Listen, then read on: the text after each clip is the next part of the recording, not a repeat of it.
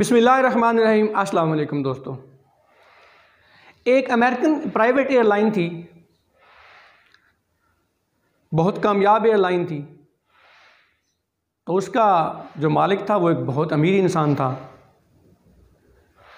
तो एक दफ़ा एक सहाफ़ी जो अक्सर कामयाब और अमीर लोगों के इंटरव्यू किया करता था, उसने उस शख्स का इंटरव्यू करने के लिए उससे रब्ता किया, उससे टाइम मांगा, उससे अपॉइंटमेंट मांगी। तो उसने कहा कि किसी टाइम और अपॉइंटमेंट की ज़रूरत नहीं है, तुम्हारा जब जी चाहता है तुम आ जाओ, मेरा घर हाज़िर है। चुनांचे एक दिन वो शख्स उसके घर पहुंचा। उस मालिक को आगाह किया गया कि कोई शख्स साहब आए हैं और वो कहते हैं कि मैं सहाफ़ी हूँ और मैं आपका इंटरव्यू करना चाहता हूँ। तो उन्होंने कहा उसको अंदर भेज दें। वो शख्स अंदर आया। आगे उसने देखा तो वो मालिक अपनी टीवी लॉन्च के अंदर बड़े आराम से सोफ़े पे बैठा हुआ है और बड़े पुरस्कून अंदाज में बैठा है। ये सहाफ़ी आया, इसने सलाम दुआ की और सामने आके बैठ गया। उससे सबसे पहला सवाल किया ना, उसने कहा सर मुझे एक बात समझ नहीं आई। जब मैंने आपका इंटरव्यू करने के बारे में सोचा तो मुझे एक दिल में एक ये बात थी कि शायद मुझे आपसे टाइम ना मिले, आपकी बड़ी मसरूफियात होती होंगी, मुझे आपसे एक अपॉइंटमेंट लेनी पड़ेगी।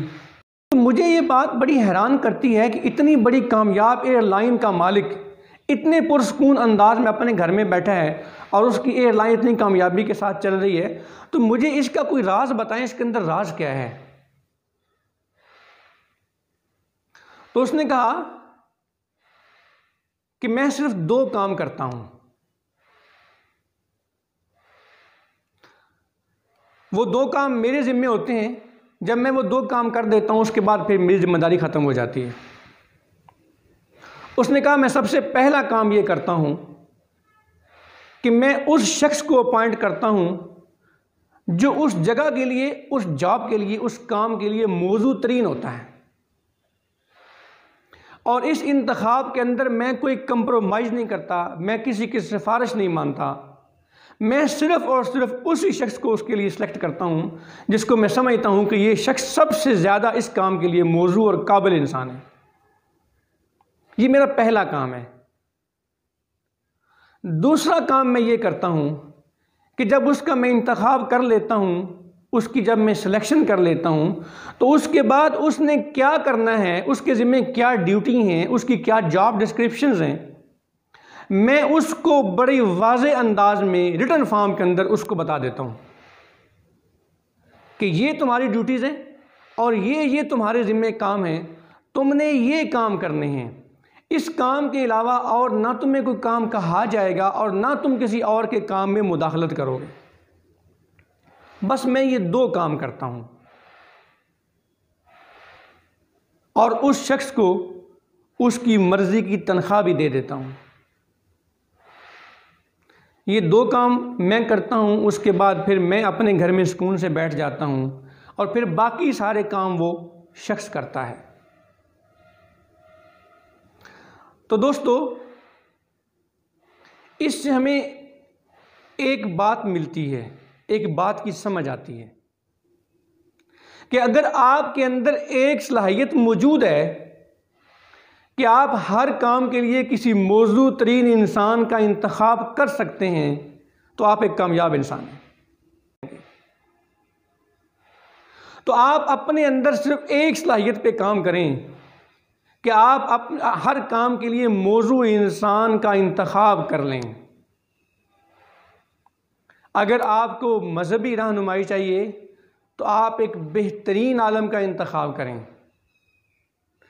अगर आप चाहते हैं कि हमारी कौम और मिल्लत को सही डायरेक्शन मिले तो फिर आप एक बेहतरीन लीडर का इंतखाब करें। अगर आप चाहते हैं कि आपका इलाज और मुआलजा अच्छा हो तो फिर आप एक बेहतरीन डॉक्टर का इंतखाब करें। अगर आप चाहते हैं कि आपका मुकदमा अच्छे अंदाज से लड़ा जाए तो फिर एक बेहतरीन वकील का इंतखाब करें। और अपने इस इंतखाब के अंदर कभी किसी की सिफारिश न मानें, कभी कोई रिश्तेदारी मत निभाएं। आपने अगर ये काम छोड़ दिए और हर चीज़ को मेरिट पे परखना शुरू कर दिया, मेरिट पे लेना शुरू कर दिया, और आपके अंदर ये सलाहियत मौजूद हुई कि आप हर इंसान को मेरिट पे परख सकते हो, तो फिर नाकामी कभी आपके करीब से भी नहीं गुजरेगी। तो लिहाजा अगर आप कारोबार के अंदर कामयाब होना चाहते हैं तो ऐसे लोगों का इंतखाब करें जो उस काम के लिए मौजू तरीन हैं। और अगर आप अपनी ज़ात के अंदर बेहतरी चाहते हैं तो हमारे अपने आसपास के ऐसे दोस्तों का इंतखाब करें जो दोस्ती के लिए मौजू तरीन हैं। अगर वो दोस्त आपके आसपास जो होंगे, अगर वो खुश इखलाक होंगे तो आप खुश इखलाक बन जाएंगे। अगर वो मुस्बत सोच के मालिक होंगे तो आप मुस्बत सोच के मालिक बन जाएंगे। अगर वो मनफी सोच के मालिक हुए तो आप मनफी सोच के मालिक बनेंगे। अगर वो गिले शिकवे करने वाले हुए तो आप भी आहिस्ता आहिस्ता गिले शिकवे करने शुरू कर देंगे। अगर वो अल्लाह की नेमतों के शुक्रगुजार बंदे हुए तो आहिस्ता आहिस्ता आप भी अल्लाह के शुक्र करने वाले बंदे बन जाएंगे। तो आपने सिर्फ एक काम करना है कि कारोबार के अंदर मौजू तरीन अफराद का इंतखाब करना है और अपनी ज़ाती ज़िंदगी के अंदर मौजू तरीन दोस्तों का इंतखाब करना है। ना आप कभी कारोबार में नाकाम होंगे और ना कभी आप अपनी ज़ाती ज़िंदगी में नाकाम होंगे। इंशाअल्लाह अमल करना इस पे ज़रूरी है। अमल के बग़ैर तो कुछ भी मुमकिन नहीं है, क्योंकि अमल से ज़िंदगी बनती है, जन्नत भी जहन्नम भी। ये खाकी अपनी फितरत में ना नूरी है ना नारी है।